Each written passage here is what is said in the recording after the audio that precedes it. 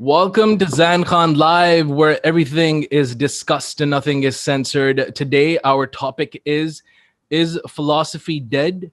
Is philosophy still relevant in the scientific world? Today, our first guest joining us from Canada, a Canadian journalist and also a social commentator, Matthew Ehret. Joining us from Pakistan is Abdul Manan. He is a philosopher and he also runs a philosophical think tank by the name of Saval Sangat. Welcome to our show, Matthew. This is Zain Khan. It's a pleasure having you on Zain Khan Live. It's always a pleasure to be here, Zain. Welcome to our show, Abdul Manan. It's a pleasure having you. Thank you very much. Pleasure is all mine, sir. Thank you.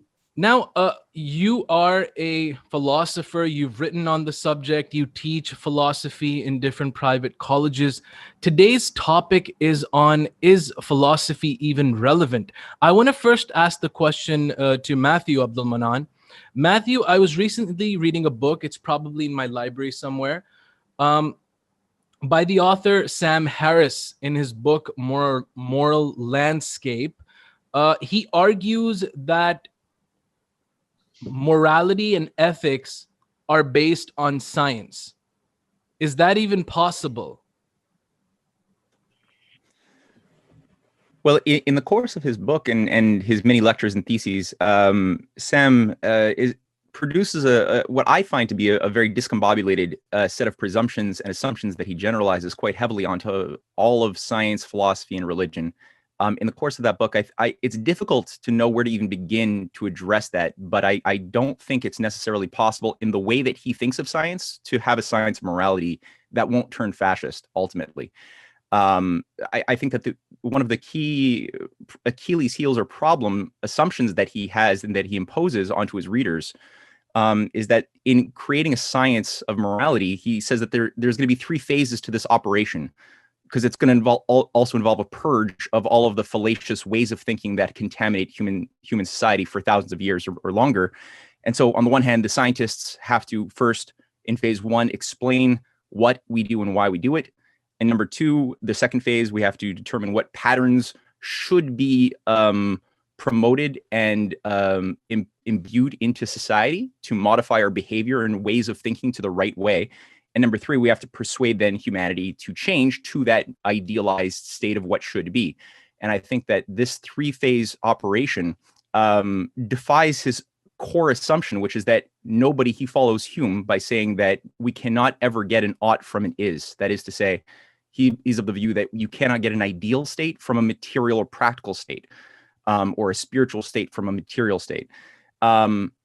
Already, what he does in his three-phase operation is to propose an idealized world of perfectly moral society according to his standards of a scientific, what I think is a scientific dictatorship or priesthood that defies free will, which he rejects completely.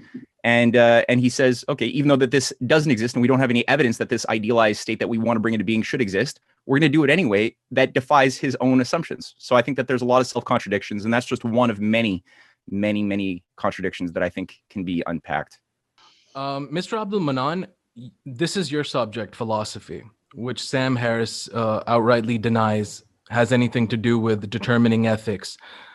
In my opinion, I think that philosophy, it basically limits science. It gives it its four corners. It explains in Science of Philosophy what science can and cannot do, the methodology. What's your opinion behind? Do you think that only science has the capacity to determine morality, or do you think that philosophy will guide science into determining morality? How do you look at it? Actually, the thing is, the question is a bit wider than that. The question of morality is a bit different kind of a thing. I think it has a different kind of a side, because it has some political implications as well, some sociological implications, culture, and all those things. So when we talk about science determining the issue of moralities, or the rivalry of science, for that matter, between the rivalry of science, the rivalry between science and philosophy in determining the moral status of certain kind of political values. These are actually two different phenomena. The thing is that as far as the topic, the first question is concerned, that is philosophy relevant or is philosophy dead? Ironically, the question itself is a kind of a philosophical question, and you can't, ignore some kind of philosophy without doing some kind of philosophical thinking. You can't deal with this kind of a question. You presume, actually, in fact, you presume some kind of philosophical notions to deal with this issue, even if you advocate the death of philosophy in some sense. You have to do some kind of philosophy. I mean, right from the times of Greeks, you see this popular kind of defense has always been there for philosophy, which might be popular, but it's not all that false. Actually, it is still relevant. That and the kind of paradox that Matthew has talked about, the paradoxical nature or the self-refuting nature of the Sam Harris kind of thinking, he has already touched upon it, and that's the kind of paradox that you have to face in these issues. As far as your question is concerned, now I'll come back to that. That philosophy, whether the philosophy has philosophy actually limits the role of science in some way, or tries to sort of push it to the wall in some areas. No, This is not the case, I actually. think it determines, it guides science. It actually evaluates more than determining anything. Philosophy actually evaluates the certain problems of science or the scientific thinking, scientific methodologies, because this is the whole nature of philosophy. Actually, philosophy is not structured in a way which can that it can never kind of be be sort of judged in a black and white kind of a way. Any philosophical judgment cannot be judged in a black and white kind of way. You can't say that philosophy, when philosophy actually deals with certain kind of scientific, theories, or with the scientific methodologies, it doesn't give any kind of judgment in a way that it just actually evaluates the role of science. It evaluates the method, the sort of methodology of science and the philosophical implications of those scientific theories. For example, if you see that historically as well, in the early 20th century, when science was supposedly in a deep, kind of quagmire, and it was facing a kind of a crisis from the science itself, and all the classical physics, and it was being refuted, and there were many trends which were sort of hijacking the science, many political trends and many political ideologies which were hijacking science, and they all used to claim to be scientific in some sense. So it was the philosophy that actually saved science in that sense. Science was actually about to die at that time, and scientific methodology was uh, extremely vague. Scientific methodology was in an extreme kind of crisis, when philosophy actually moved forward and saved it, and saved the status of science in that sense. So, because every political ideology was claiming to be scientific. How exactly did it save it? Which point in history? It saved actually the philosophy of science. Actually, the philosophy of science as a whole actually saved it from that crisis. Philosophy of science actually deals science in two ways. One is the philosophical implications of science, and the other is the philosophical methodologies. Even if you see that some kind of philosophical trends within the philosophy of science that advocates that only in the real development of science can we determine the values and the methodologies for science.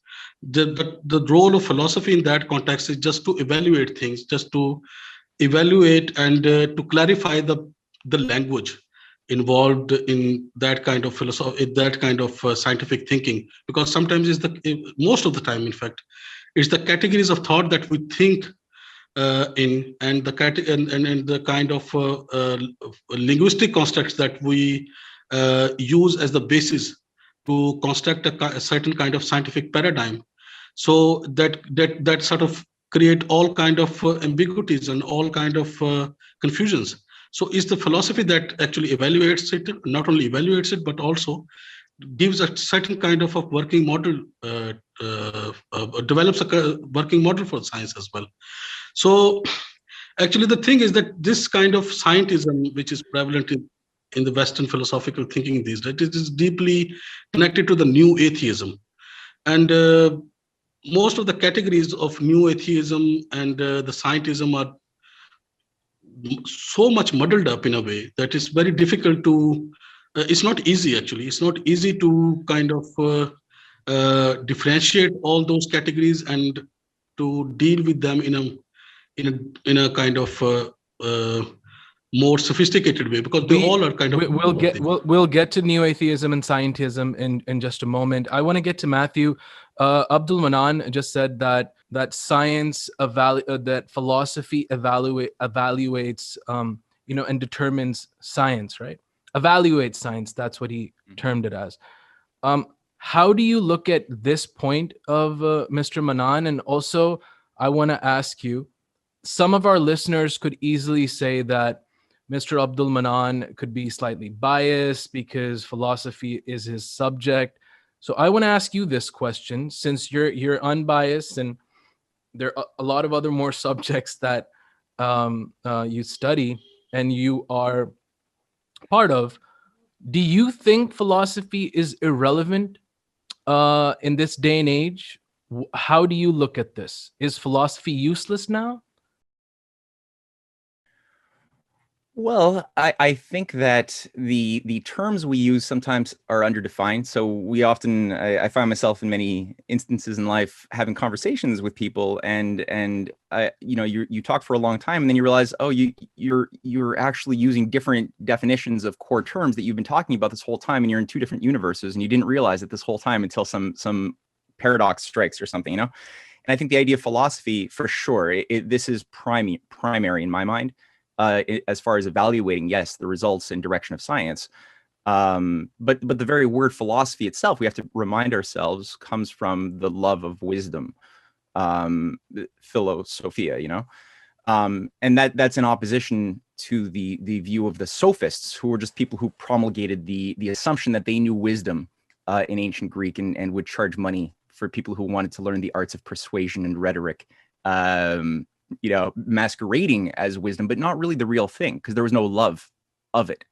Whereas Socrates and his followers made a very different point, that no, to love wisdom means that you're willing to do and to go beyond the limits of the simple sophists, and evaluate your own thinking, such that even if you do achieve fame, popularity, in your field of thought, whether it's in science or anything, and you discover that there's something wrong in your thinking, but nobody else knows, you yourself are willing to reevaluate and tear down your own model, the construct that made you famous, because you love truth more than that.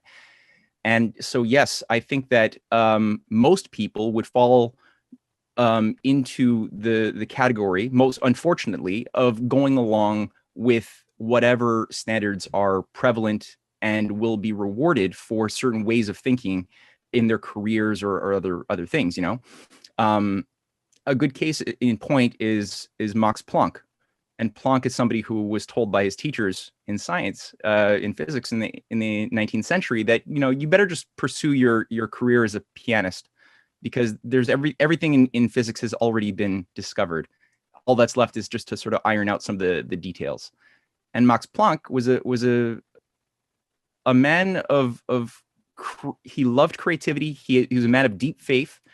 And he found this morally offensive, this idea that there could be a closed system of rules that defines and limits our science, which is why he said, no, that was a challenge to me. And he chose to go into science. That only made him pursue it even more. And the results of his passion was the discovery that nobody else was able to make of the quantum of action inside of the and he opened up the door to quantum physics with the help of his other musician, philosopher friend, Albert Einstein. which we know had measurable impacts upon the ability for humanity to tap into the energy of the atom, to sustain greater quality of people, greater quality of life, and have more people with greater forces of energy at our disposal by discovering those invisible laws of nature. But you have to look at the philosophy of both men was a devout faith in the discoverability of the universe, and also in the worthwhile pursuit of the unknown. Because as Sam Harris says that there is no such thing as free will. What's his proof? He says, because if you could think about something, if you could know what you were going to think about and choose what you were going to think about, he says you would already know that thought. And so it's impossible, it's paradoxical and thus impossible that you would have any ability to know what you were going to think, to choose a course of action. He also says that we're also determined by our behavior and by our genetic, forces. And that's all we have. But all discoveries, real discoveries in science, demonstrate that there's something more, that we don't just have deductive and inductive reasoning that is useful as tools in science, but at every phase, whether it was at Max Planck's period in the 1880s, 1890s, or whether it was Kepler's point in the 1590s, the tools of deductive and inductive reasoning and the mathematical symbolic language that we have to work with when we're pursuing and going out into the ocean of the universe mentally to discover a new undiscovered law, the pre-existing language doesn't have the answer to the problem that we're seeking. So you could either be somebody who just wants to model, to impose your system of limited modeling onto the whole universe and say the whole universe behaves according to what we already know, or you could be somebody who is creative and recognizes the limits of their mathematical language and instead does like what Kepler does and looks for a paradox. Look to see, where does your language break down when confronted with the empirical data of the universe? In Kepler's case, it was the investigation of the retrograde motion of Mars. In the Planck case, it was looking at black body radiation, but they're all looking at the paradoxes. Where does it break down? And then they are able to cultivate through rigor the choice to pursue a discovery which results in a eureka that then transmits back into the rest of humanity. So I think that philosophy is very important, but it has to be a true love and not a fake love of real wisdom, and that will have huge impact. And also, I would just add, that's why nihilists and existentialists are not known for coming up with a lot of creative scientific discoveries. They come up with a lot of social theories that they try to then impose onto people cynically, but they actually don't come up with any real big discoveries in science. But philosophy as a subject, I just want a one-liner. Do you think it's irrelevant? No. Getting to you, Mr. Abdul Manan, this is your subject. Since you teach it, I want a quick answer from you. Are you a determinist or not? And why not?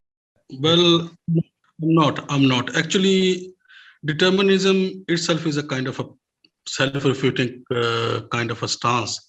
So obviously, we're not going into details on this issue, but I'm not determinist. And Sam Harris' position is actually, because of its being deterministic, and when you refute the role of free will, you actually deny the whole science as well.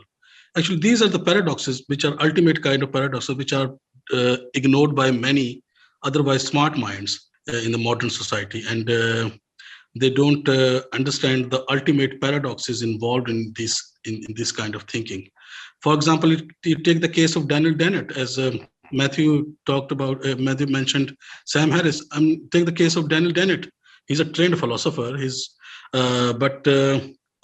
He totally denies the role of consciousness as well. For him, consciousness is just an illusion. And if consciousness is an illusion, then who the hell is actually talking about this illusion of consciousness? So this is a very simple question, and the old one, but it's still relevant. And the other thing is, actually, when we talk about the death of philosophy, the other thing that I want to mention, if you have the time, that when we talk about the death of philosophy, this statement itself is a bit vague, actually, and it is used by different kind of people in a different sense. So we have to differentiate the kind of context people put forward this case. Some people talk about it as a kind of social phenomena, that philosophy is dead these days. In education, in politics, they're not all joyful about it. They're not excited about the fact that philosophy is dead. They, in fact, many philosophers actually say that philosophy is dead these days, but they don't obviously mean in the sense the way new atheists use it, or the advocates of scientism use it. The thing is that, or for that matter, the Stephen Hawking actually said it. Actually, we all talk about the philosophy is dead these days, because people pay very less importance to the love of wisdom. People pay very less attention to the fact that how important philosophical thinking is in developing the kind of theorization in social sciences, or determining the kind of point of contact between science, theology, and other social sciences. So that's why, and the other thing is compartmentalization of knowledge as well, because these days we tend to actually produce the specialists in different fields. So interdisciplinary kind of communication, or the interdisciplinary kind of knowledge is actually dying these days. So that is another fact. This is the political context, or the social, the context of this statement that philosophy is dead. The other is used by those new atheists, or the advocates of scientism. That I think is a bit childish. Actually, they don't. I don't think any one of them has ever read any kind of technical paper of philosophy. I very much doubt it, because whatever the way they talk about it, the way they talk about philosophical issues itself shows that they have read very little philosophy. Even the great Stephen Hawking, there's no doubt that he was a great scientist. We all know that. But using his authority to kind of, advocating to sort of using it as an evidence against the importance of philosophy is totally childish, because using it's a kind of a miserable misuse of authority. It's just like a great sportsman promoting the benefits of a fizz drink in a commercial ad. So this is totally ridiculous in a way. So, and as theoretical physicist Martin Rees himself put it, that Stephen Hawking has read very little philosophy and even less theology, and so we shouldn't give much weight to his ideas on these issues. So that's another thing that we tend to, and all this actually kind of phenomena that talks about the death of philosophy in a very naive kind of a way. They are actually living intellectually. They are living in the 18th and 19th century. They know very little about the developments of in the field of philosophy actually and social sciences in the 20th century. And another issue is that when they talk about the death of philosophy, even they don't know that even many philosophers many philosophers actually talk about the death of philosophy in a certain context, because for the logical positivists, which itself is a kind of a greatest philosophical movement of the 20th century, they talk about the death of the traditional philosophy actually. They start their case from the rejection of the traditional philosophy.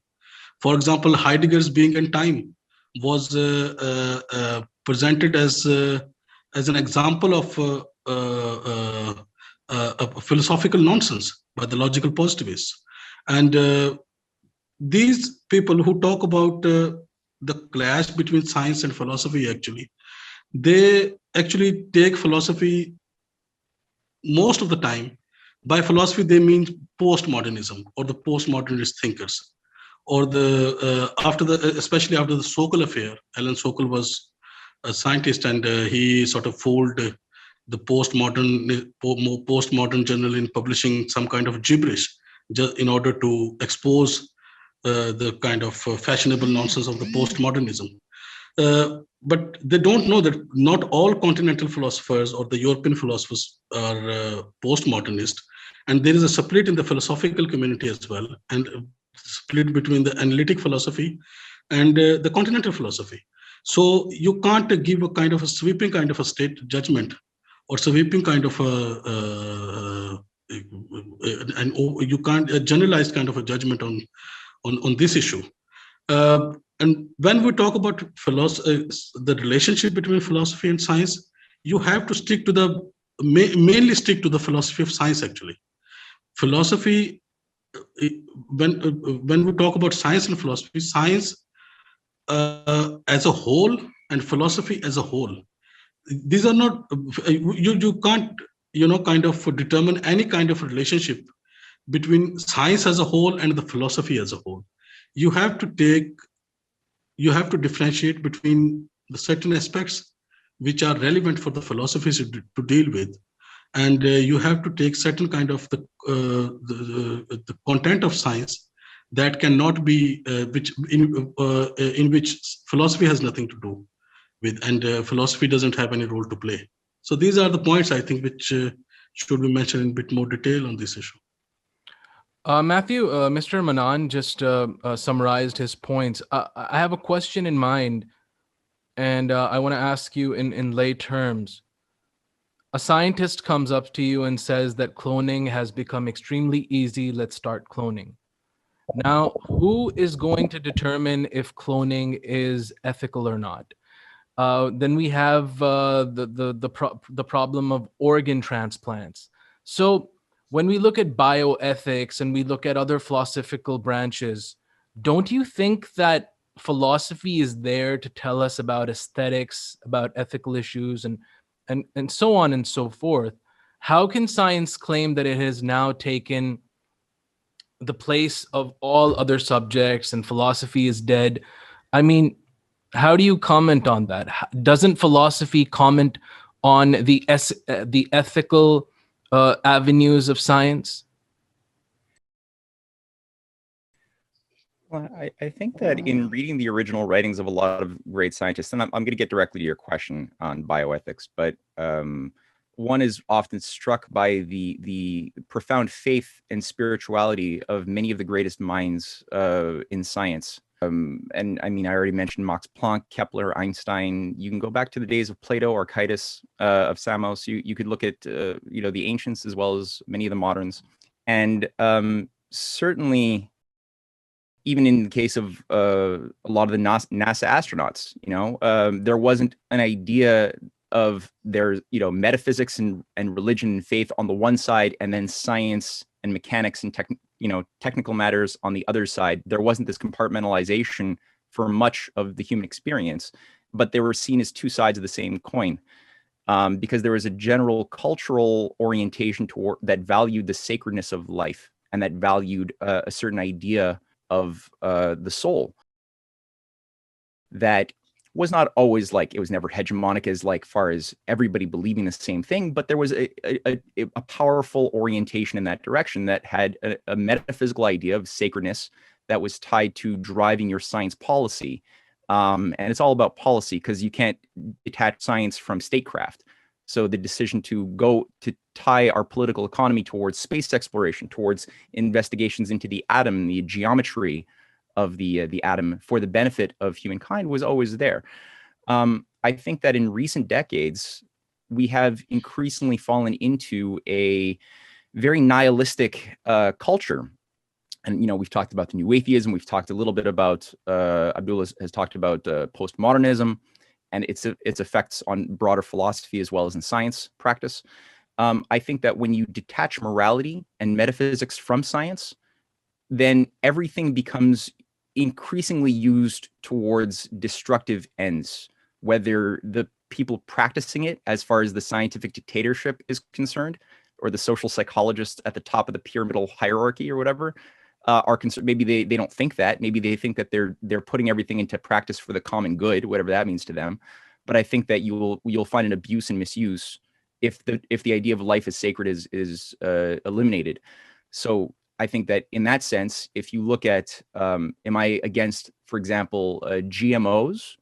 Not intrinsically, not in principle. I think that if you have a society that values life, then you could enrich your vitamins in your tomatoes and your food to be extremely vitamin rich and good for you. If you live in a monoculture society that just values shareholder profit for too long, then increasingly they will value, putting GMOs into practice that perhaps keep the tomatoes from rotting for months on end and looking really good, but being completely devoid of any nutrition. And I think the same thing could apply in bioethics for stem cell research, cloning, other things. I don't think cloning is necessarily something we'd want to do, but I don't think that any of these practices are by themselves imbued with morality or immorality. It's really the question of, is your system in your society a moral one, or is it not? And if it isn't, if the science becomes defined as, around, this objective manipulation of machines that are called humans, but they're being thought of and defined as really just machines, then it will be used increasingly destructively, and you will. And that is a philosophical domain, right? That's a philosophical question. Yes. Sorry, can you not hear me?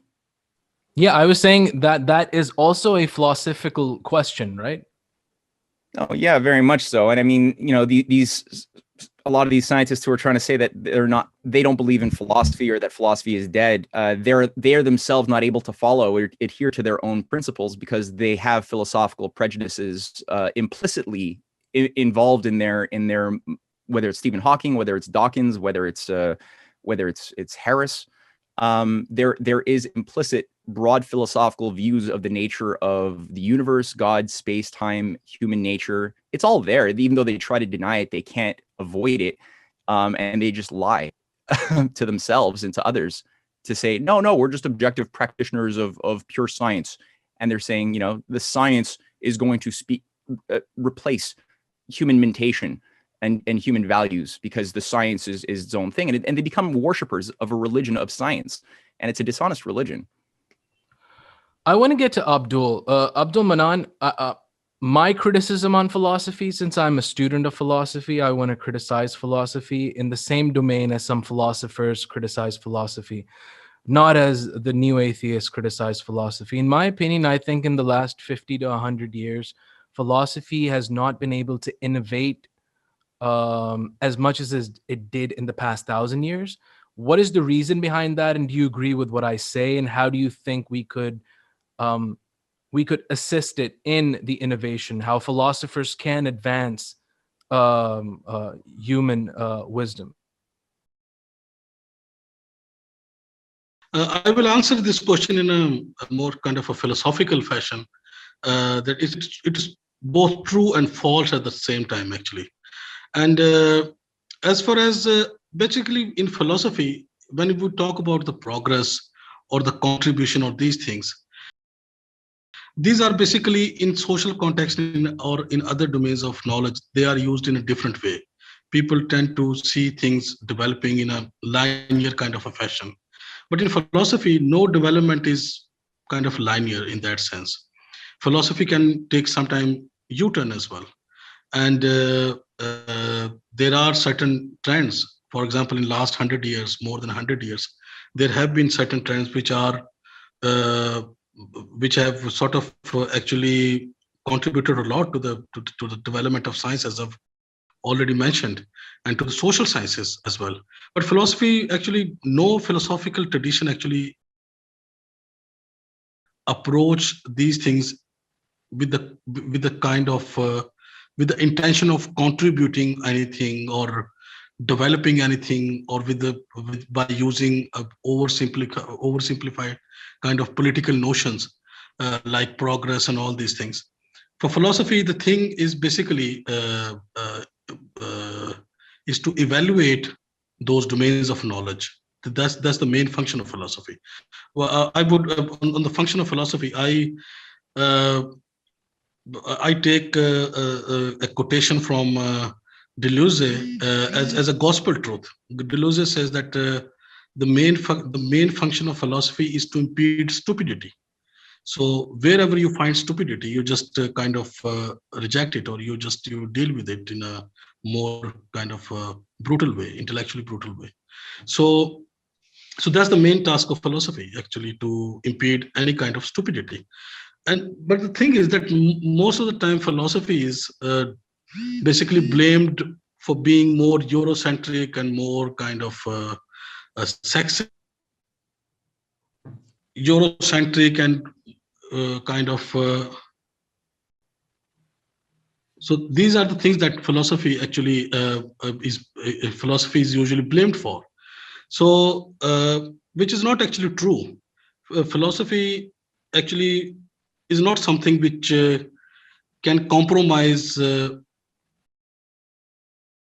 value of a certain intellectual enterprise on the basis of the politically desirable or politically correct or incorrect notions. Because these days, sometimes politically correct notions, correctness is going a bit too far actually. And whatever is considered in the domain of knowledge, whatever is considered politically incorrect, it is rejected, and it is condemned like anything. And so these are the things. In fact, most of the time, scientism, the scientific naturalism is And also attacked. don't you think that political correctness actually tries to stop knowledge, tries to curtail free thinking and the advancement of thought? Of course, and very true. Political correctness is actually the biggest hurdle in the development of knowledge these days. And it forces you to have to compromise a certain stance all the time. If it is considered sexist on a certain thing, if it is considered patriarchal, you just have to surrender to it, and you just have to compromise on it. The thing is that, you see, even the scientific naturalism is attacked by these, social justice warriors especially in the West, and by the advocates of political correctness. So on this issue, actually, scientific naturalists and philosophers, or even the theologians of some kind, they are on one page actually when it comes to deal with this kind of insane kind of political correctness.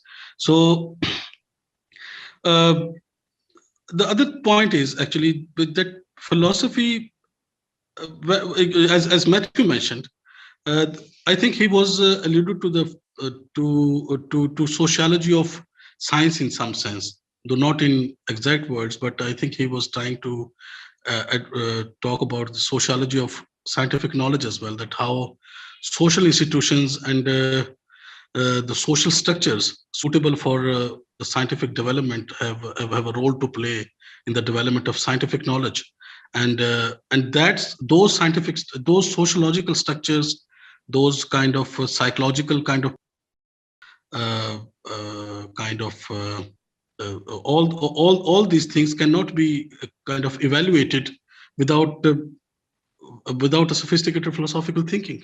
Yeah.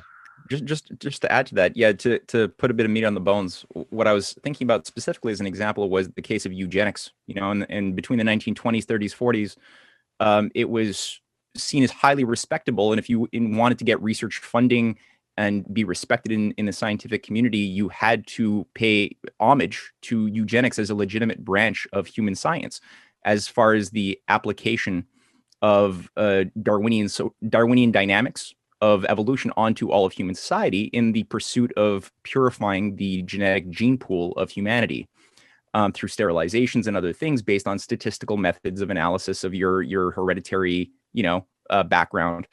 That was only stopped when people realized the horrors of it in its practical application in full blown with Hitler and Nazi Germany. So I think that, we were practicing this in McGill in Canada and Harvard and Oxford, and this was like a common thing. So again, you're having a fascist or imperialist ethic governing your geopolitical system determined where the funding went. Why did the Rockefeller Foundation fund eugenics? Why did the British imperialist schools all fund eugenics as a branch of science? Because it was in conformity with their moral political philosophy that governed the larger macroeconomic structures.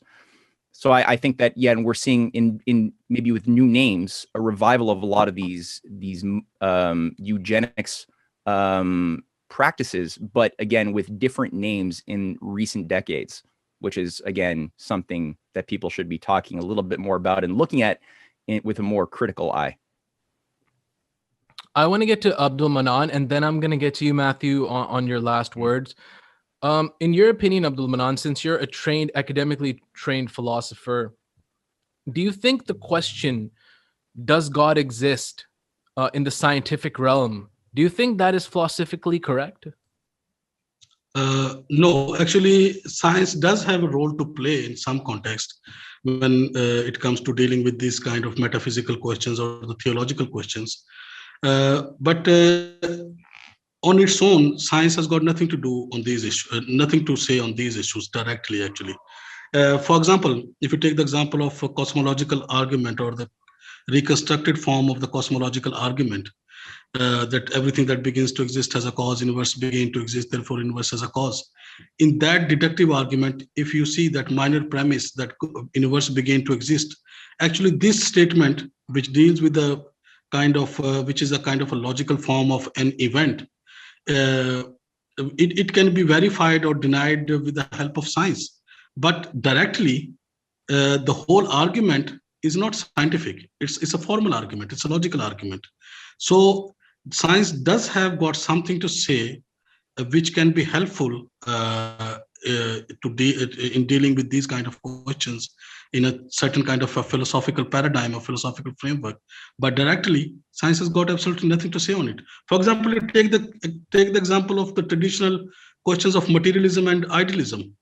Uh, you say materialism is a term which is capable of innumerable meanings. There is no kind of framework in which materialism necessarily denies the existence of God. You can't bring any kind of statement that can that can show that it necessarily denies the existence of God. And same is the case with idealism. And there is nothing in idealism, in the traditional idealism, that it necessarily kind of points towards God. So it's very difficult to say that any kind of scientific kind of judgment, a science on its own, obviously, it's very easy to say, in fact, that science can never say anything directly on these issues. You have to have a certain kind of a philosophical framework to kind of evaluate it. Science is certainly helpful, though, in dealing with these questions, but not directly. Thank you so much for saying that. And I want to put forward the question to Matthew. You heard Abdul Manan. He's there to uphold his philosophical opinion. He says that science does not directly address God because the framework of science doesn't go beyond metaphysical entities. I want to get to you some last words. Do you think that some scientists who claim that there is no God and they try to prove or disprove God through their scientific, expertise, do you think that's intellectually honest? No, not really. I wouldn't. I I was just thinking about this the Bertrand Russell Copleston debate from 1948 on the BBC. It's a good debate, but it's really funny at the end where after talking for what is it, an hour or so, Copleston says, I suspect that we're having these problems because you don't seem to really believe in the necessity of existence. And Bertrand Russell's like, well, you're right. I see no obligation to adhere to the idea that that existence necessarily exists.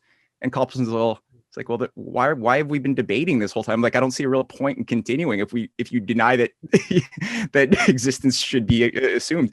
And Bertrand Russell's like, oh yeah, I agree perfectly. Let's drop this now. And you could see Bertrand Russell just doesn't care. He passes himself off as a great, scientific thinker with his Principia Mathematica, trying to like formalize the entire universe with Alfred North Whitehead in 1911. And he's, done these authoritative commentaries on Leibniz and on Riemann and tried to, package and interpret Einstein for people.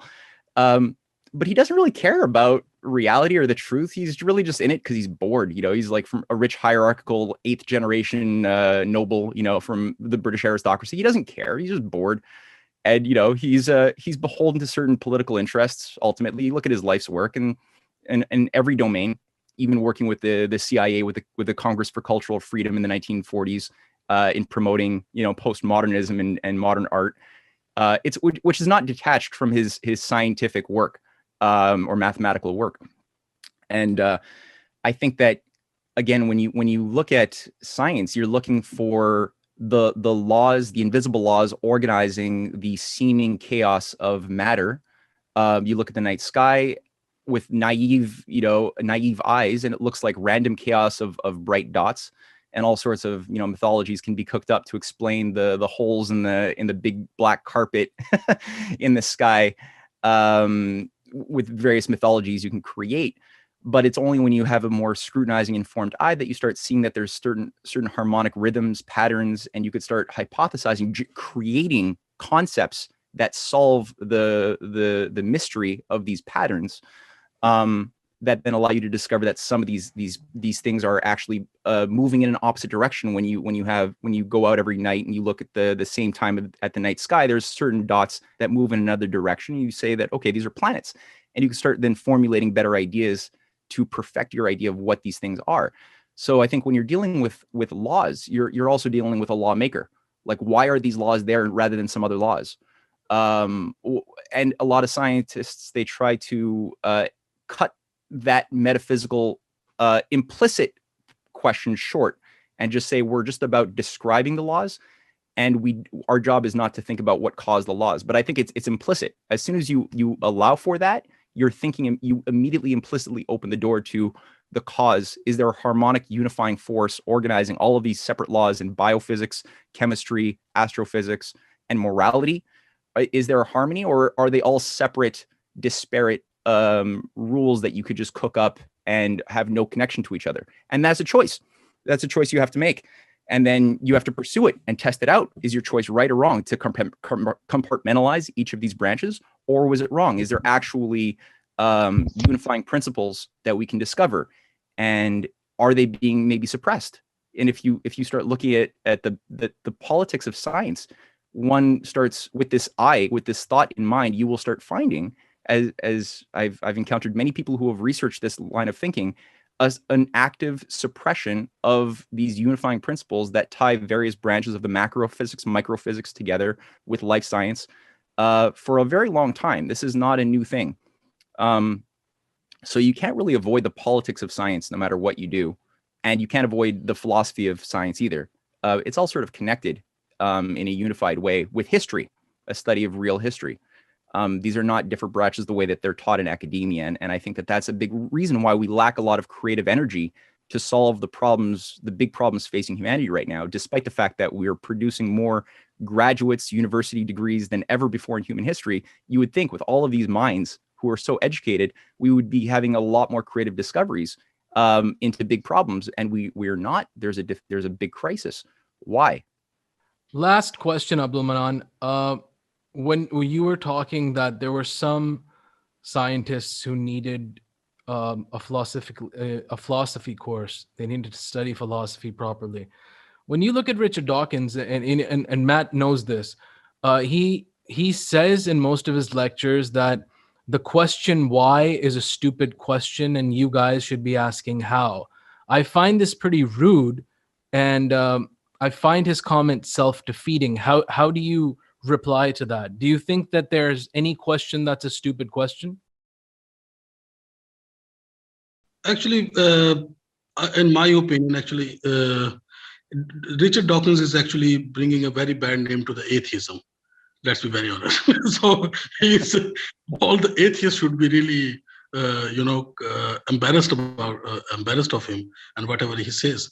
So he is basically a kind of a very third-rate kind of a polemicist. And I'm sorry to use a bit strong word, but he's just a polemicist, and he just uses all of his work is just an angry kind of diatribe against religion, very unsophisticated reasoning. And I think the kind of philosophy that he's not the one who totally denies philosophy. He takes pride in doing some kind of philosophy, and he's not one of those who actually clearly rejects philosophy and all that. But he knows actually not only very little philosophy, actually any kind, even an undergraduate student would get a failing grade if that student talks the way Richard Dawkins talks about philosophy. So I think most of his arguments are amongst the worst atheistic arguments in the history of Western thought. And atheism can be presented in a much better way actually than Richard Dawkins presents. So, I mean, even you have some kind of sympathy to atheism, Richard Dawkins is not the best kind of person to follow, and, and there is nothing much to deny about Richard Dawkins' thought actually, because there's nothing in his kind of there is no kind of a proper theoretical framework. There is no kind of even philosophy of mind, no consistent framework of the philosophy of mind or philosophy of science or logical framework. There's nothing like that. So there's nothing to deny actually. There's nothing to deny. You can't deny Richard Dawkins because there is nothing in it. In his philosophical work. You can't. There's nothing to deny philosophically, or nothing to deny scientifically, or both.